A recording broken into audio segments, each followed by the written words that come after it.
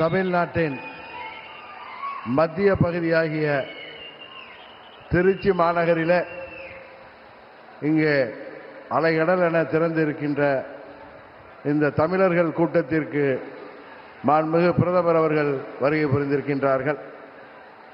கடந்த 10 நாட்களுக்கு முன்பு மதுரையில் பாண்டிய நாட்டின் தலைநகரில் வைகைக்கரை ஓரத்தில் அன்றைக்கு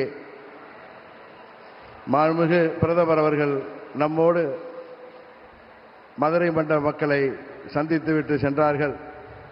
இன்றைக்கு சோழ வளநாட்டை வாழ்கின்ற தமிழ் கூறும் நன்மக்களை சந்திப்பதற்கு இங்கே திருச்சி மாநகரிலே வருகை புரிந்திருக்கின்றார்கள்.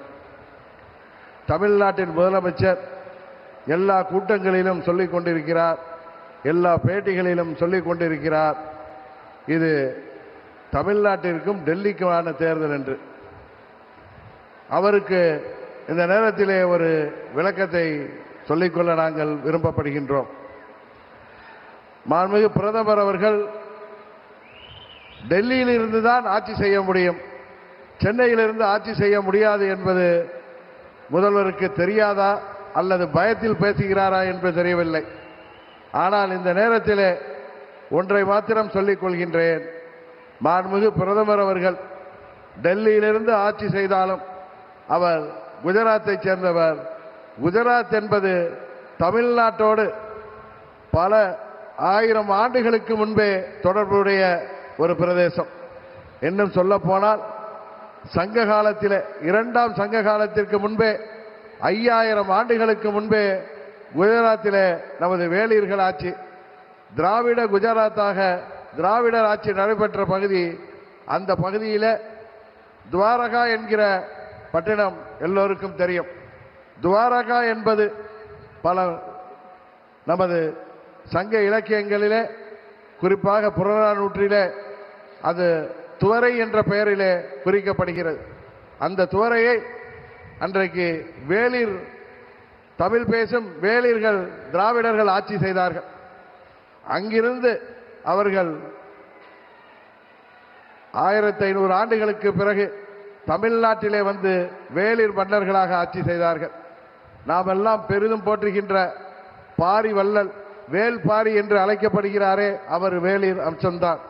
அதுபோல தகட்டூரை தலைநகராக கொண்டு ஆட்சி செய்த அதிகமானவர்களும் வேளிர் வம்சம்தான்.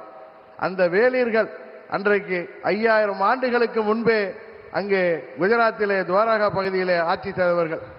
அந்த பகுதியிலிருந்து நமது பாரத பிரதமர் அவர்கள் இன்றைக்கு தமிழ்நாட்டிற்கு வந்திருக்கிறார். அதுவும் சொல்ல போனால் 2வது தமிழ் சங்கம் அன்றைக்கு கபாடபுரத்திலே நடந்ததாக நக்கீரர் போன்ற பல்வேறு புலவர்கள் தங்கள் உரையிலே சொல்லியிருக்கின்றார்கள். பல்வேறு புத்தகங்களிலே, பல்வேறு காப்பியங்களிலே அது குறிப்பிடப்பட்டிருக்கின்றது. அந்த கபாடபுரத்திலே துவரை கோமானாக அன்றைக்கு அதில் தலைமை தாங்கிய மாண்புமிகு மோடி அவர்கள் இன்றைக்கு தமிழ்நாட்டிலே இன்றைக்கு நடைபெற்றுக் கொண்டிருக்கின்ற இந்த மக்கள் விரோத திமுக ஆட்சியை வீழ்த்துவதற்கு இங்கே துவரை கோமானாக நம்மிடம் வந்திருக்கின்றார். அதனால்தான் சொல்கிறேன், தமிழ்நாட்டிற்கும் மாண்புமிகு பிரதமர் அவர்களுக்கும் உள்ள தொடர்பு பல ஆயிரம் ஆண்டுகளுக்கு முன்பான தொடர்பு. அதனால்தான் அன்றைக்கு தமிழ் சங்கத்தை தொடங்கி வைத்தவர், காசியிலே தமிழ் சங்கமத்தை தொடங்கி வைத்தார்கள்.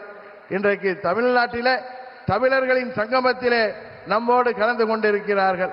அதனால்தான் பிரதமர் மோடி அவர்களுக்கும் தமிழ்நாட்டுக்கும் உள்ள உறவு என்பது தொப்புள் கொடி உறவு என்பதை இந்த நேரத்திலே நான் தெரியப்படுத்திக் கொள்கின்றேன். இன்றைக்கு அவருக்கு துணையாக, மாண்புமிகு பிரதமர் அவர்களுக்கு துணையாக தமிழ்நாட்டிலே நமது தேசிய ஜனநாயக கூட்டணியின் தலைமையேற்றிருக்கின்ற பச்சை தமிழர் அருமை அண்ணன் EPS அவர்களும், அதுபோல பாட்டாளி மக்களின் கட்சியின் தலைவர் அன்பு நண்பர் டாக்டர் அன்புமணி ராமதாஸ் அவர்களும், தமிழ் மாநில காங்கிரஸ் கட்சியின் தலைவர் அருமை சகோதரர் GK வாசன் அவர்களும் இங்கே, மற்றும் நமது தேசிய ஜனநாயக கூட்டணியைச் சேர்ந்த அனைத்து தலைவர்களும் இங்கே வருகை புரிந்திருக்கின்றார்கள்.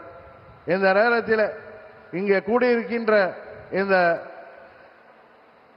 தேசிய ஜனநாயக கூட்டணியைச் சேர்ந்த நிர்வாகிகளும் தொண்டர்களும் திருச்சி மாநகரிலே இங்கே அம்மா அவர்களின் சொந்த பூமியான ஸ்ரீரங்கம் அமைந்திருக்கின்ற இந்த பகுதியிலே நாம் எடுத்துக்கொள்ள வேண்டிய சபதம், தமிழ்நாட்டிலே இருக்கின்ற இந்த மக்கள் விரோத, மக்களை ஏமாற்றுகின்ற இந்த தீய சக்தி, இந்த ஊழல் ஆட்சி, திமுக ஆட்சியை முடிவுக்கு கொண்டு வந்து மீண்டும் அம்மா அவர்களின் ஆட்சியை மீண்டும் தமிழ்நாட்டிலே தேசிய ஜனநாயக கூட்டணியின் ஆட்சியாக உருவாக்க நாம் அனைவரும் உழைத்திட வேண்டும் என்று பணிவன்போடு கேட்டு விடைபெறுகிறேன். நன்றி, வணக்கம்.